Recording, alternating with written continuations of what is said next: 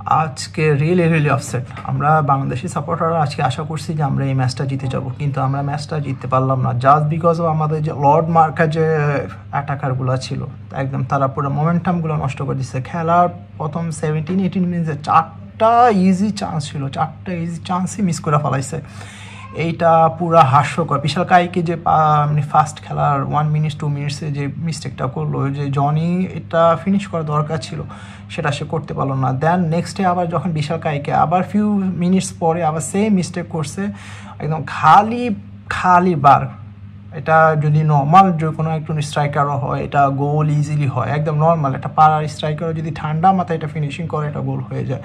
হামজা চৌধুরী যে একটা ক্লাস, একটা প্রিমিয়ার লিগের প্লেয়ার, দেন হচ্ছে যে চ্যাম্পিয়নশিপ খেলা যে প্লেয়ার, দেন হচ্ছে যে FA কাপ উইনার, সে তার ক্লাস শো করে দিয়েছিল। আজকে ইন্ডিয়া মানে যতগুলো তার 1-to-1 ইন্ডিয়ান কোনো অ্যাটাকাররা মানে ওর সাথে পারেই নাই। দেন তার যে ball distribution, positioning sense, game leadership, এইটা মানে অ্যামেজিং লাগছে। বাংলাদেশি প্লেয়ারগুলোর সাথে ওদের ডিফারেন্স ছিল। যেমন বাংলাদেশি প্লেয়ারগুলো মানে আমাদের দেশে যে লোকাল প্লেয়ারগুলো, ওরা বলটা পাওয়ার সাথে সাথে হচ্ছে যে কী করে যে ক্লিয়ার করে দিচ্ছে, মনে নাড়া খেতে ফুটবল খেলতে আসছে।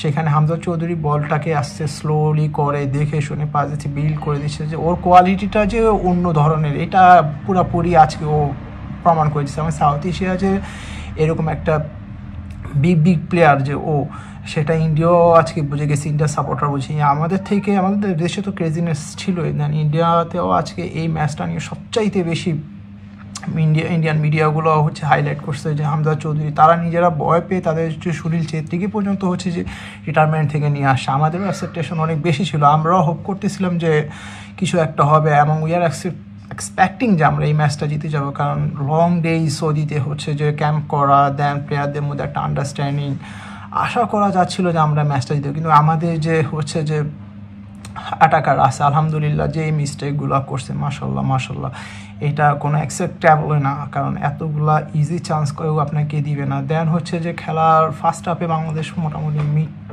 প্লে সব কিছুই কন্ট্রোল করছে, বাট সেকেন্ড হাফে আমরা যেটা দেখলাম যে ইন্ডিয়া স্লোলি তারা মিড কন্ট্রোল করা স্টার্ট করে, তাদের প্লে বিল্ড করা স্টার্ট করে, তাদের অ্যাটাকিংগুলো সবচেয়ে ভালো হয়েছে, অনেকগুলো মোমেন্টাম তারা ক্রিয়েট করছে। দেন আমাদের যে গোলকিপার আছে, he was really good, he was really fantastic, but the back line তারা আজকে রিয়েলি স্লো। তাদের মধ্যে যে পাসিং ফুটবলটা খেলতেছিল, যে টাইম ওয়েস্ট করতেছিল, যে আপনার যেটা স্পেনে আমরা করি, তাও তো স্পেন মানা যায় যে স্পেন প্লে ব্যাকের থেকে বিল্ড করে হচ্ছে যে ফরওয়ার্ডিং পাসগুলো দেয়, কিন্তু ওরা নিজেদের মধ্যে খেলতেছিল যে, এবং ফরওয়ার্ডিং পাস দিতে যে মিস পাসটা দিচ্ছে, ইভেন এটা পুরো দৃষ্টিকটু লাগছে। সেইটার হচ্ছে যে অনেকগুলো পানিশমেন্টও, ওই মিস পাসের অনেকগুলো পানিশমেন্টও হচ্ছে যে ইন্ডিয়া দিচ্ছে। ইন্ডিয়া অনেকগুলো থেকে কর্নার আদায় করে নিচ্ছে। যদি এটা যদি কোনো বিগ টিম হইতো তাহলে ডেফিনেটলি বলা যায় যে আজকে এখানে বাংলাদেশ অনেকগুলো গোল কনসিড করতো, বাট সেই তুলনায় সেটা লাকি করে নাই, কারণ ইন্ডিয়ান ফরওয়ার্ডিং লাইনও সে খুব একটা ভালো ছিল না, সেই জন্য বাংলাদেশে গোল কনসিড করে নাই। বাট কিছু জিনিস ইন্ডিয়া সেকেন্ড হাফের পর থেকে অনেক ভালো অ্যাটাক করছে, তাদের গেম বিলটাও অনেক সুন্দর ছিল। তাদের হচ্ছে যে বাংলাদেশের যে স্ট্যামিনা, প্লেয়ারদের যে একটা বাজে স্বভাব, যে স্ট্যামিনা সেকেন্ড হাফে এসে লুজ করে ফেলা, সেটা তারা খুব ভালোভাবে কাজে লাগাইছে।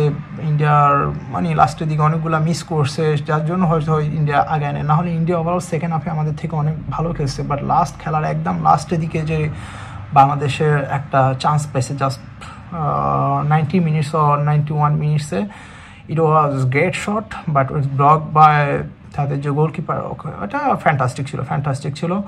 তো আশা করি বাংলাদেশের ফুটবল এখন থেকে মানুষ রেগুলারলি দেখবে, কারণ আমরা লাস্ট 1 মান্থ যাবো দেখতেছি যে আসলে আমাদের যে প্রাণের গেম বাংলাদেশের ফুটবল, সেটা মানুষ যে ফুটবল এখনও বেশি ভালোবাসে সেটা অলরেডি দেখা গেছে। এবং মিডিয়াতে যে ক্রেজিনেস শো হয়েছে আজকের ম্যাচের পরে, ইভেন অনেক মানুষে দেখছে যে আজকের ম্যাচ। তবে আজকের ম্যাচে বাংলাদেশ জাতীয় দলে যদি সবচেয়ে বেশি ভালো লাগছে, এনার্জেটিক লাগছে, সেটা হচ্ছে যে হামজা চৌধুরীকে লাগছে, তারেক গাজীকে লাগছে, আর ফরওয়ার্ডিং লাইনের যে প্লেয়ারটা ছিল, অ্যাকচুয়ালি ফরগট হিজ নেম, ও অনেক প্রেসিং করছে। এটা খুব ভালো লাগছে, এটা খুবই ভালো লাগছে। আর জনি যে কাজটা করছে সেটা পুরা দৃষ্টিকটু লাগছে। আর প্লেয়াররাও মানসিকভাবে অনেক চাপে ছিল আজকে, প্লেয়াররা হচ্ছে যে অ্যাকসেপ্ট করতেছিল যে তারা হামজা চৌধুরী আসার কারণে এই ম্যাচটা জিতবে, বাট তারা হচ্ছে যে মিডিয়া প্রেশারও ছিল, তার জন্য বাংলাদেশি প্লেয়াররা আজকে অনেক নার্ভ হারাইছে। আর অপোনেন্ট অ্যাটাক আজকে ফ্যান্টাস্টিকলি ডিস্ট্রয় করে দিয়েছে হচ্ছে হামজা চৌধুরী। আর জামাল ভুঁইয়াকে আজকে মিস করছি, জামাল ভুঁইয়া থাকলে হয়তো ভালো হতো, যদিও he became aged. So or alternative আমাদেরকে এখনই খুঁজতে হবে। তো বেস্ট অফ লাক। আশা করি আপনারা আজকে ম্যাচটা উপভোগ করছেন। আপনাদের কাছে কেমন লাগছে জানাবেন।